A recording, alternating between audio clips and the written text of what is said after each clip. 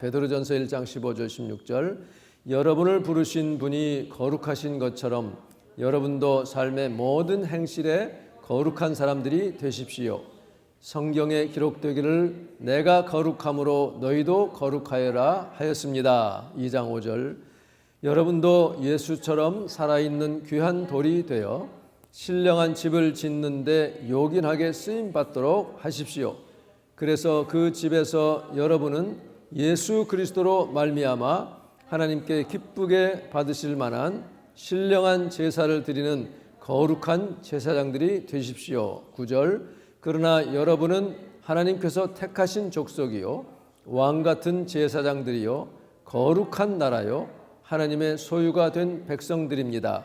그렇게 된 것은 여러분을 죄악의 어둠에서 불러내어 자신의 놀라운 구원의 빛 가운데로 인도하신 그분의 은혜를 여러분들로 하여금 널리 찬양하도록 하기 위해서입니다. 아멘. 이것은 하나님의 말씀입니다. 하나님께 감사. 아멘. 오늘 말씀의 제목은 거룩한 교회입니다. 오늘은 6.25 한국 전쟁이 발발한 지 73주년 되는 날입니다. 1950년 6월 25일 새벽 4시에 그날도 주일이었어요.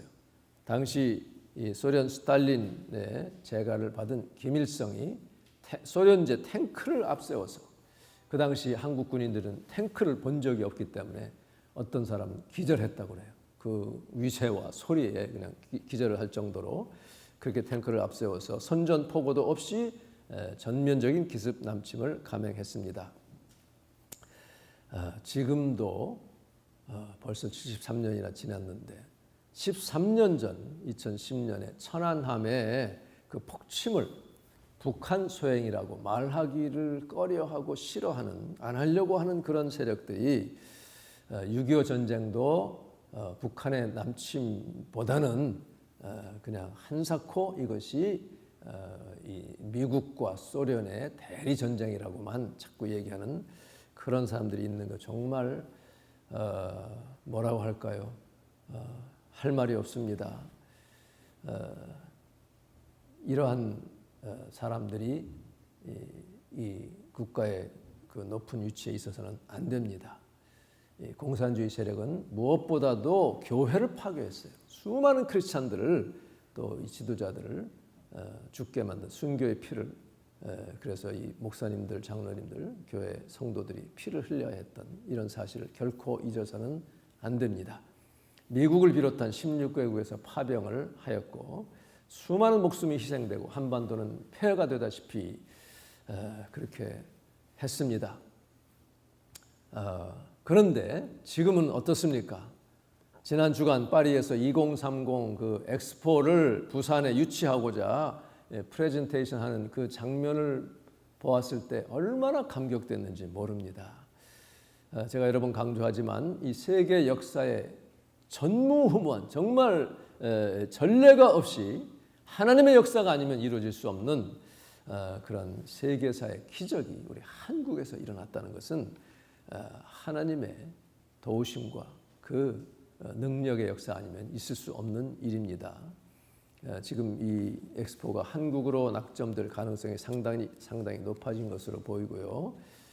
하나님이 도우셔서 그래서 부산으로 결정이 되기를 그리고 가까운 장래에 남북이 통일이 되기를 간절히 소원하며 기도합니다. 이 모든 것이 그저 우리가 잘 살려고 그냥 국제에 우리가 어깨 펴려고 하는 것이 아니라 선교를 위해서 복음을 전하는데 큰 힘을 얻기 위해서 하는 것이죠. 우리 윤 대통령이 특별히 이렇게 한국을 선망의 대상으로 보고 있는 많은 아프리카나 동남아시아 국가들을 향해서 한 말이 뭐예요? 물고기를 주는 게 아니라 물고기 잡는 법을 가르쳐 주기를 원한다. 정말 아주 귀한 말이에요. 이 한국 교회, 한국의 크리스찬들을 향한 하나님의 그 사명이 있는 것을 우리가 꼭 기억해야 됩니다. 그래서 우리가 지금 이렇게 여러 가지 어려움 가운데 있지만은 하나님은 한국의 교회를 반드시 일으키시고 미국의 교회도 다시 세우셔서 하나님의 뜻을 이루실 줄로 믿습니다. 지난 주일에 교회는 하나다, 하나인 교회 말씀을 나눴는데 이것은 전 세계적인 교회라고 하는 우주적인 교회, 이것과 맥을 같이 합니다. 그래서 325년이 중요하다고 그랬죠. 주후 325년 니케아에서 신조를 회의를 거쳐서 발표했을 때에 네 가지를 발표했습니다. 우리가 믿는 이 교회는, 우리는 교회가 하나인 교회, 원, 그리고 이 뭡니까? holy, 거룩한 교회, 그리고 보편적인 전 세계 교회, 카톨릭함이라는 로만 카톨릭이라는 게 아니라 유니버설한 교회죠. 그리고 어포스톨릭함, 사도의 교회를 믿는다.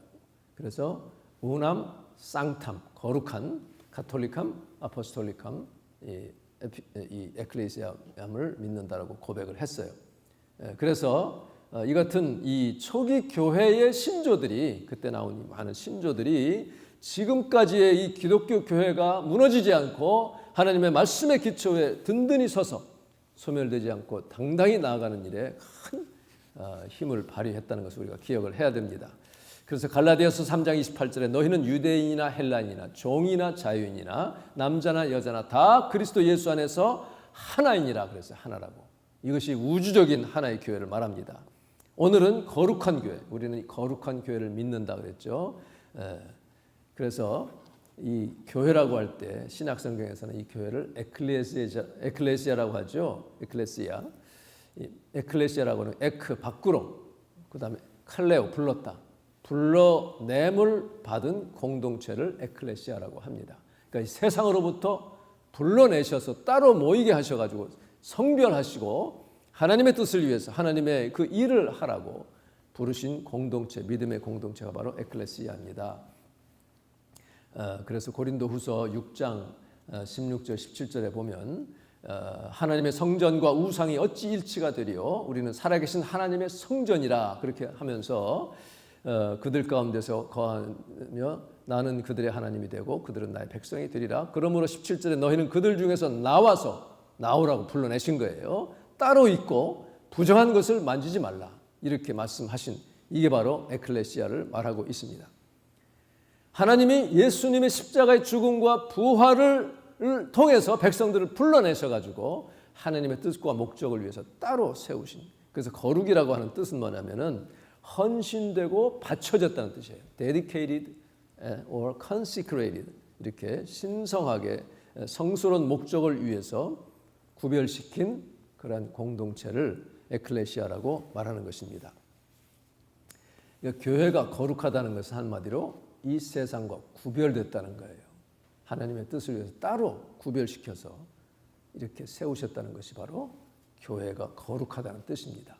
그러니까 세상이 어떻길래 교회와 무엇이 다르길래 그렇게 말씀하냐. 그러니까 이 세상이라고 하는 것이, 이 세상에도 믿는 사람들이 있어요. 크리스찬들이 많이 있어서 정말 사회를 밝게 하고 정말 좋은 일을 많이 합니다. 그런 세상이 아니라 원수 마귀가 컨트롤하려고 하고, 그러면서 사람들을 미혹하고 이 교회 하나님의 뜻과는 반대되는 그런 일을 지금 꾸미고 있는 그 세상을 지금 가리키고 있어요. 그래서 이 세상을 돌리는 그 원리는 뭐냐면은 한마디로 이 효용성의 원리입니다. 이코노미, 경제 원리예요. 그래서 경제 원리가 뭡니까? 논리가 최소한의 비용으로 최대 효과를 내는 게 경제 논리죠. 그러니까 내가 인풋을 한 것보다도 아웃풋이 훨씬 커야만 경제적으로 이득이 되니까, 얼마나 내가 들인 시간과 에너지와 비용에 비해서 얼마나 유용한 결과가 나와서 나에게 유익이 되느냐, 이것을 따지는 것이죠. 그래서 이것을 수치로, 숫자로 계산해내는 거예요. 그러니까 이 수치는 돈과 사람 수예요. 교회에서는. 이것이, 그런데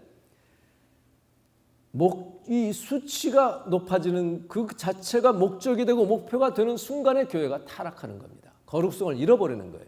하나님의 은혜로, 하나님의 그 역사하심으로 이런 일이 일어나면 그건 문제가 되지 않아요. 그런데 그것이 앞서가는 순간에 교회는 이미 타락이 되고요. 또 하나님의 은혜로, 하나님의 역사하심으로 교회가 커지고 돈도 많이 쌓이고 했다고 해서 그냥 방심했다가는 바로 원수 마귀가 이것을 가지고 역사를 합니다. 그래서 교회 돈이 쌓이고 많은 돈이 오가게 되면 반드시 마귀가 틈을 타게 돼 있어요. 사고가 발생합니다. 그래서 이런 것 돈 문제 또 루스해지니까 거기서 일어나는 여러 가지 이 스캔들들, 그다음에 잘못된 권력 구조 이런 것들이 교회의 거룩성을 해칩니다. 그래서 교회마다 그런 문제들이 생기면요, 하나님은 기도하는 사람들에게 알려주십니다. 야, 이 교회는 지금 성전 청결해야 된다. 성전 정화 딱 알려주시고 기도하게 하시고, 야, 이거 교회 구조 개혁해야 된다. 구조 개혁 알려주셔서 기도하게 하세요. 열심히 기도합니다. 그래서 그 교회가 살게도 되고 이렇게 그런 역사가 있습니다. 예루살렘 교회, 초기 교회에 이 돈 때문에 대형 사고가 발생을 했죠. 어떻게 보면 슬쩍 넘어갈 수도 있었던 사건입니다. 사도행전 5장에. 그런데 하나님이 이것을 아주 심각하게 다루셨어요. 아나니아와 그의 아내 삽비라의 횡령 사건입니다. 자기들 돈인데 왜 횡령이라고 하느냐. 자기들 돈인데 이것을 하나님께 바치겠다고, 다 바치는 거라고 그렇게 사람들이 알게 했기 때문에 그 중에 빼돌렸잖아요. 그러니까 하나님께서 횡령한 거예요. 당시 성령의 강력한 역사로 믿는 사람들 수가 막 폭발적으로 증가했잖아요. 그러면서 사도행전 4장 이렇게 보면은 사람마다 이제 너무 은혜가 넘치니까 물건을 막 내 것이라 하는 사람이 없어요. 다 필요한 사람 나눠주고 나눠 쓰고 막 이렇게 주고받고 합니다. 고가품도 막 내어놓습니다. 밭이 있으면 팔아가지고 사도들 발 앞에 둬요. 그래서 말하자면 강남의 금싸라기 땅을 가지고 있던 부자가 막 수백억 원 되는 돈을 주는 막 사도들 앞에 내놓는 거예요. 그 전에는 자기가 이 세상에서 잘 먹고 호화로운 집에서 막 명품으로 두르고 사는 것이 인생의 낙이요, 그게 목표라고 생각했는데 이제 하나님 나라를 체험하고 보니까 성령의 그 감동과 역사하심으로 이 하나님 나라가 내 안에 들어오고 보니까 이거는 지금 나에게 아무 의미가 없어요. 그러면서 믿음의 형제 자매가 어려움 당하는 것을 보는 것이 그냥 두고 보고 자기는 이렇게 잘 사는 것이 지옥을 맛보는 느낌이 된 거예요. 그러니까 내놓게 된 것입니다. 자, 그런데 이렇게 은혜를 다 받은 게 아니고 그 중에 언저리에서 설 받은 사람들이 문제. 은혜를 설 받은 사람. 약간 구경하다가 막 뜨거운 분위기에 취해가지고 나도 이거 좀 뭐 하긴 해야 되겠는데 말이야. 근데 아직 마음은 그냥 뜨겁게 오지는 않고 사람들이 막 칭찬합니다. 그러니까 이 사람들도 거기 이 소외감을 느끼기는 싫고 그런 거예요. 아나니아와 삽비라가. 그래서 집에서 얘기를 나눕니다. 여보, 우리도 뭐 좀 해야 되지. 이거 가만히 있다가는 이거 욕심쟁이라고 이렇게 뻔한데 찍히면 우리 앞으로 비즈니스에도 이거 지장 생기지 않겠어? 이게 벌써 이기심이 벌써 작동하는 거예요. 그래, 맞아요. 근데 다 내놓기는 좀 거시기 하잖아. 누가 알겠어요? 조금 이게 내놓고 조금만 내놓읍시다. 이렇게 이제 우리 애들한테도 물려줘야 되겠고 비즈니스도 확장하려면 돈이 필요한데 이거 다 내놓으면 우리 어떻게 해? 이렇게 지금 그러니까 삶의 어떤 그 높은 레벨을 살다가 다 내놓아가지고 좀 낮은 레벨로 가는 거 되게 두려워합니다. 사람들은 밑은 낮은 데서 올라가는 건 조금 쉬운데 올라갔다가 내려가는 건 굉장히 아주 힘들어하죠. 자, 그래서요. 다들 그렇게 했을 거야. 우리만 그런 게 아닐 거야. 이렇게 이제 서로 합의를 봅니다. 아나니아가 맨 앞에 이제 나섭니다. 베드로는 벌써 이때 성령 충만해요. 지식의 말씀의 은사가 있어요. Word of knowledge. 딱 아나니아를 보는 순간 저 사람 빼돌렸구나 하는 게 그냥 알게 되는 것이죠. 대뜸 일가를 합니다. 아나니아야, 어째 사단이 너한테 충만해가지고 네가 성령을 속이고, 지금 사단이 충만했지만 그걸 자기가 받아들였다는 거예요. 사단이 성령 속인 게 아니라 그것을 받아들여가지고 너가 주체는 아나니아야. 성령을 속이고 땅값 얼마를 감췄느냐. 땅이 그대로 있을 때도 내 것이었고 팔았을 때도 그 내 돈 아니냐. 그런데 왜 하나님 앞에 거짓을 고하느냐. 이만큼 내가 집에 이만큼 있고 이만큼 내놓습니다 하면 될 거를 왜 다 내놓는 것처럼 하느냐 이거죠. 그러면서 성령을 속였다 하고 그 다음에 하나님께 거짓말했다 그랬습니다. 그러니까 성령과 하나님이 같은 동급이고 한 본체라는 것을 여기서 알 수 있죠. 거짓의 영, 탐욕의 영이 교회에 들어오는 것을 그냥 놔두면 그 교회는 이제 망하는 길로 가는 거예요. 더군다나 그때 초기 교회가 막 시작됐는데 이런 거 허용했다가는요, 교회가 설 수 없어요. 뒷감당을 할 수 없기 때문에 하나님이 아주 즉각적으로 아주 정말 특단의 조치를 하신 것을 우리가 보게 됩니다. 부흥 2000 찬양을 보면은 오소서 진리의 성령님 이 땅 흔들며 임하소서 하면서 그 다음 거짓과 탐욕, 죄악에 무너진 우리 가슴 정케 하소서. 그러니까 우리 안에 거짓의 영, 탐욕의 영이 차지하지 못하도록, 교회에 틈타지 못하도록 항상 말씀으로, 기도로, 우리가 회개로 정화시켜야 되는 것입니다. 그래서 교회의 거룩성을 유지해야 됩니다. 거룩한 불꽃 하늘로서 임하사 태워달라고 우리가 기도해야 될 줄로 믿습니다. 교회가 이렇게 항상 깨어서 이렇게 정신 차리지 않으면 어느 순간 알지도 못하는 사이에 타락되는 거예요. 그런 거 허락해서는 안 됩니다. 그래서 교회는 거룩성을 유지해야 되고, 그래서 부흥의 불을 붙여달라고 기도하는 것입니다.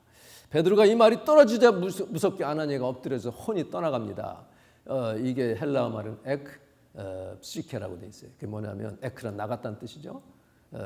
혼이 나갔다, 직역을 했어요, 한국말로. 네, 영어에 보면 breathed his last, 숨을 거두었다는 거, 마지막 숨을 쉬었다, 숨을 거두었다, 죽었다는 뜻입니다. 자, 그러니까 처음에는 베드로가 너 죽는다라고 말 안 했어요. 그냥 죄를 지적했는데 하나님이 이렇게 역사를 하신 거예요. 자, 그 다음 3시간쯤 지나서 아주 상세하게 시간까지 기록하고 있어요. 그의 아내가 그 일어난 일을 알지 못하고 들어옵니다.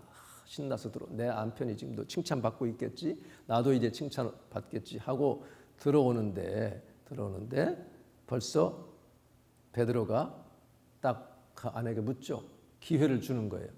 너 그 땅 판값이 이것뿐이냐?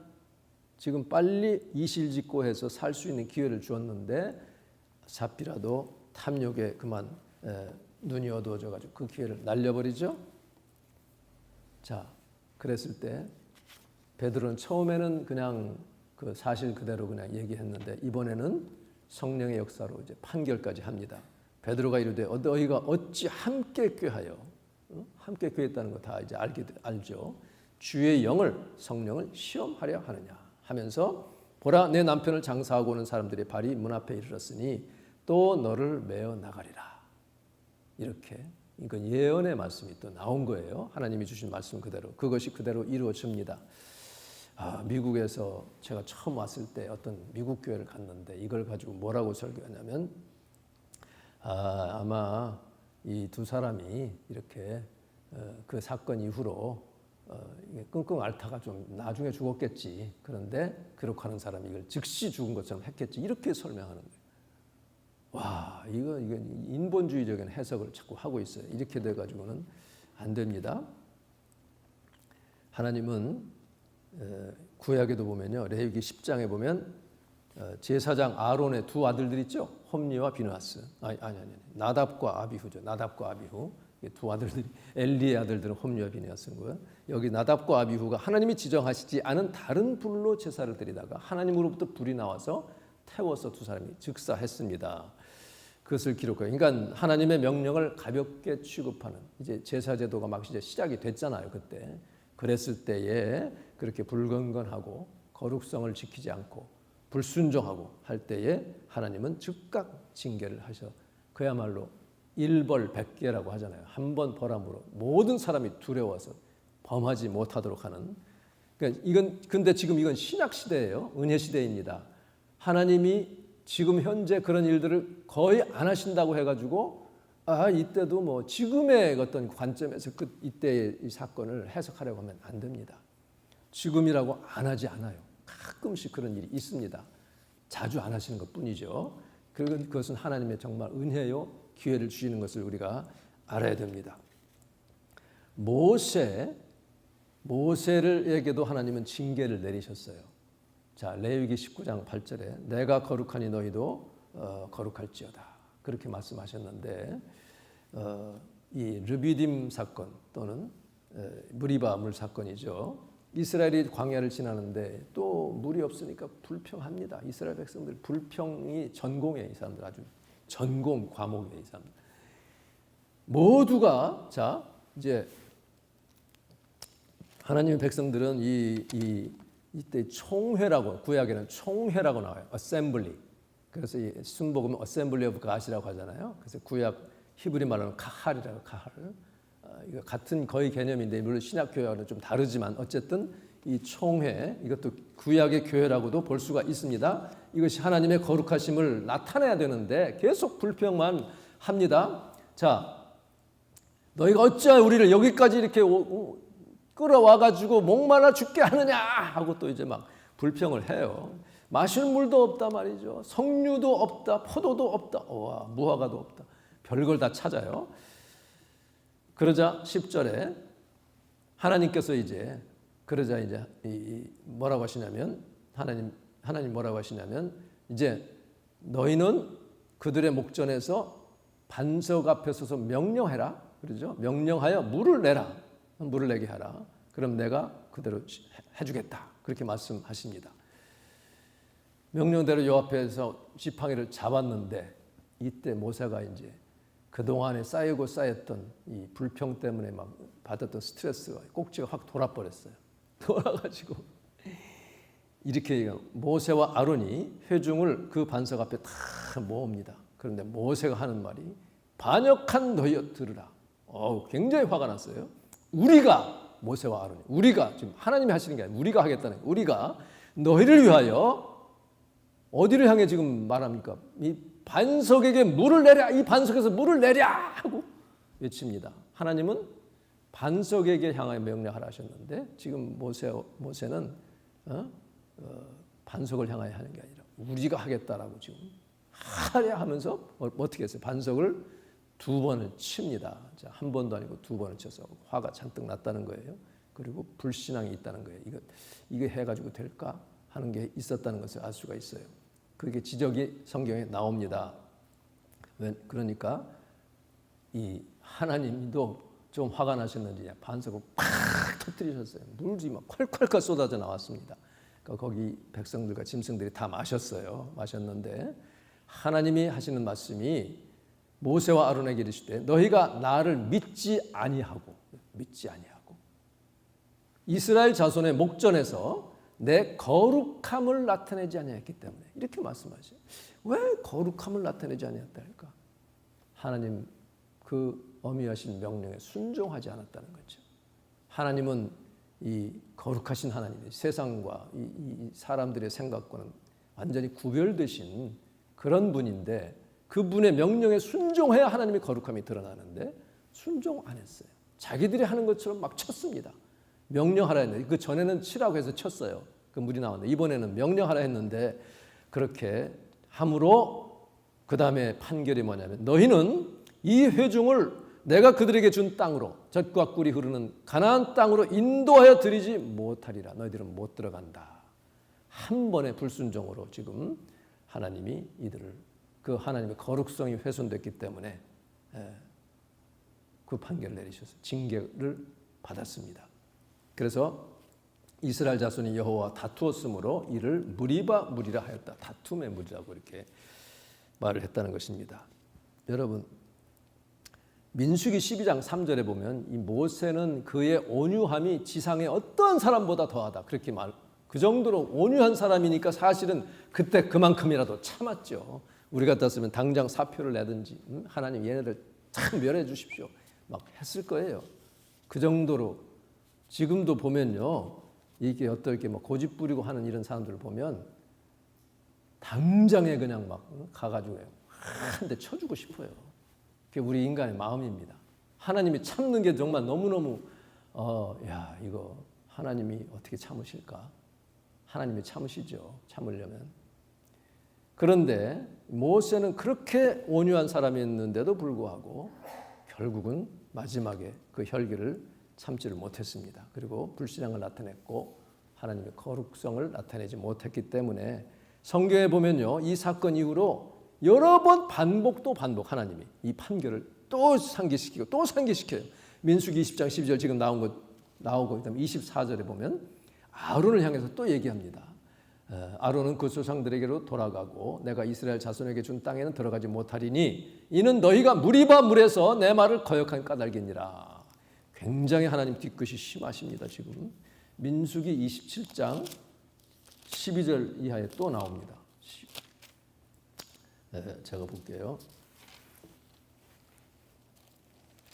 12절부터 보면 여호와께서 모세에게 이르시되 너는 이 아바림 산에 올라가서 내가 이스라엘 자손에게 준 땅을 바라보라.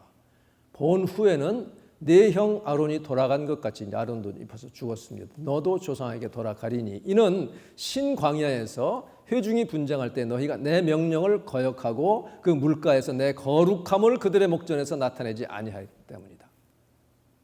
이게 바로 이 물은 신광야 가데스의 무리바 물이니라. 이렇게 하셔요. 또 신명기에 또 한 번, 신명기는 재차 지금 가르쳐주는 말씀이잖아요. 32장 48절 이하에 또 나옵니다. 바로 그날에 여호와께서 모세에게 말씀하여 이르시되 너는 여리고 맞은편 모압 땅에 있는 아바림 산에 올라가서 또 나옵니다. 느보 산에 이르러 거기서 죽죠. 모세가 내가 이스라엘 자손에게 기업으로 주는 가나안 땅을 바라보라. 그러니까 하나님의 은혜로 바라볼 수는 있게 해주셨어요. 네 형 아론이 호르산에서 죽어 그의 조상에게로 돌아간 것 같이 너도 이제 여기서 죽어서 조상에게 돌아갈 터인데 이는 그렇게 되는 이유는 너희가 신광야 가데스의 무리바 물가에서 이스라엘 자손 중 내게 범죄하여 내 거룩함을 이스라엘 자손 중에 나타내지 아니한 까닭이니라. 그러니까 너는 맞은편에서 바라는 보겠지만 건너가지는 못하리라. 하나님께 불순종하고 하나님의 거룩함을 드러내지 않는, 가리는 것이 얼마나 엄중한 죄인가를 재차 3차 반복해서 말씀하십니다. 모세가 너무 아쉬워요. 그래가지고 하나님께 간청을 합니다. 신명기 3장 25절에 보면요, 구하옵나니 나를 건너가게 하사 요단 저쪽에 있는 아름다운 땅, 얼마나 자기가 그리웠겠어요. 고생하면서 이끌고 왔는데 40년이나 아름다운 산과 레바논을 보게 하옵소서 하되 여호와께서 너희 때문에 내게 진노하사 내 말을 듣지 아니하시고, 하나님은 지금 백성들에게 하는 얘기예요. 여호와께서 내 말을 안 들으시고 내게 이르시기를 그만해도 족하니 됐다. 그만 나한테 구해라. 이 일로 다시 내게 말하지 말라. 너는 비스가 산 꼭대기에 올라가서, 비스가 산 꼭대기 느보산에 올라가라는 거예요. 눈을 들어 동서남북을 바라고 네 눈으로 그 땅을 바라보라. 너는 이 요단을 건너지 못할 것입니다. 교회의 거룩성을 유지한다는 건 굉장히 중요한 일이라는 것을 알 수가 있어요. 에베소서 5장 26절에 보면 그리스도께서 그렇게 하신 것은, 그렇게 하셨다는 것은 교회를 사랑하사 자기 몸을 내어주신 걸 말합니다. 그것은 교회를 물로 씻고 말씀으로 깨끗하게 하여 거룩하게 하시기 위함이에요. 그러니까 교회를 거룩하게 하시기 위해서 피의 값을 내시고 사셨다는 거예요. 교회에 주님의 피가 흘러야 된다는 얘기입니다. 그래서 한 점의 티나 주름이나 그와 같은 결점이 없이 거룩하고 흠없는 영광스러운 모습으로 온전하게 서게 하려고 그렇게 피값을 치르셨다는 것입니다. 그리스도의 몸된 교회는요, 사람들이 움직이고 막 회의하고 하는 것 같지만 하나님의 영의 역사로 움직이지 않으면 금방 더러워진다는 것을 알 수 있습니다. 그래서 아까 말한 것처럼 이 인본주의나 온정주의 이런 것으로 교회를 흩뜨려서는 안 돼요. 교회로 이런 것들이 침투하는 것을 그냥 두고 보면 성령을 근심하게 하는 것입니다. CCM 송라이터 연평안의 그 교회, 이따가 이제 우리 영미자매가 후렴을 또 연주할 텐데요. 지난번에 말한 것처럼 사람이 넘치기보다 무엇이 넘치는 교회? 사랑이 넘치는 교회. 세상이 주목하기보다 주님이 주목하시는 그런 교회. 화려한 겉모습보다 중심이 주를 향한 교회. 그리고 세상에 알려지기보다 서로가 서로를 깊이 아는 교회 되기를 원한다고 고백합니다. 후렴에 주님이 피로 사신 아름다운 교회, 서로를 사랑함으로 하나 되는 교회, 하나죠. 운함. 주님이 머리 되신 거룩한 교회, 쌍탐, 거룩한 교회. 우리 함께 만들어 가요. 이런 찬양을 지었어요. 참 좋은 찬양입니다. 그러니까 교회가 이 돈에 매이면 거룩함이 훼손될 수밖에 없어요. 머리의 자리에 앉게 됩니다. 제가 처음 개척했을 때 개척 멤버 가운데 한 분이 이런 얘기를 해요. 어떤 집사님이, 제가 아는 어떤 집사님이 있는데 비즈니스에 크게 성공했어요. 돈도 많습니다. 그분이 교회를 찾고 있는데 한번 만나보시죠. 그런 유혹에 넘어가면 되겠어요? 아무리 개척했고 돈이 필요하지만요. 내가 돈이 많다는 얘기를 안 들었으면 몰라도 들은 한에는 그러면 안 되죠.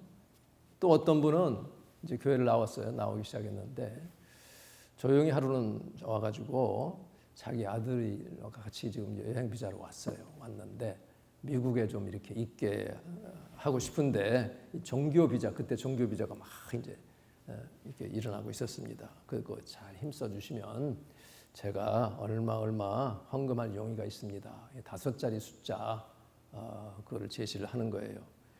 근데요, 그렇게 돈에 얽히는 순간 목회자와 성도의 관계는 이제 끝납니다. 거래 관계가 되는 거예요. 그러면 그 사람은 어떻게 그 목회 지도를 받겠어요? 그리고 그 목회자는 하나님 앞에 어떻게 서겠습니까?